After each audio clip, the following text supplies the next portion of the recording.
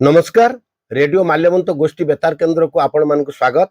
आपण माने सुनी परचंती एफएम 89.6 मेगाहर्ट्ज गे। यहा पुनर्बार आपण देखि परिबे हमर यूट्यूब चैनल रेडियो माल्यवंत माध्यम रे। नमस्कार, मु सुदेशना रेडियो माल्यवंत गोष्ठी बेतार केन्द्र को स्वागत। मालकानगिरी जिल्लास्थ माथिली ब्लॉक धुंगियापुटरे मुख्य शिविर सह जिल्लार विभिन्न पंचायत रे जन अभियोग शुणाणी अनुष्ठित होई जायछि।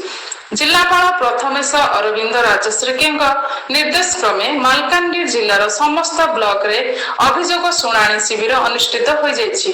मुख्य शिविरटी माथिली ब्लॉक रो धुंगियापुट ग्राम पंचायत रे अनुष्ठित होइथिबा बेले अतिरिक्त जिल्लापाल प्रशासन सोमनाथ प्रधान एथिरे अध्यक्षता करथिले।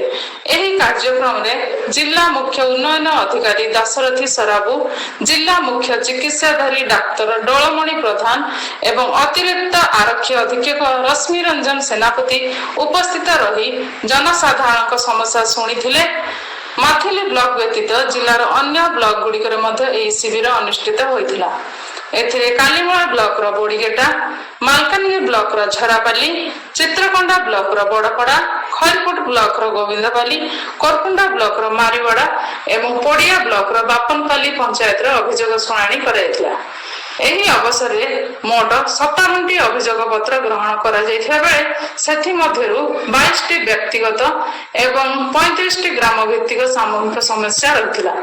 शिविर परिसर में विभिन्न विभाग पक्षरु स्वतंत्र सहायता कैंप आयोजित होइथिला। माथिली बीडीओ प्रमोद बेहेरा एवं सहयोगी जिल्लापाल प्रथम प्रीतम देवता समग्र कार्यक्रम समन्वय रक्षा करथिले। अन्य मानक मध्यरा समस्त जिला स्तरीय अधिकारी उपस्थित रही लोकंक आपत्ति और समस्यार समाधान पाई उद्यम करथिले।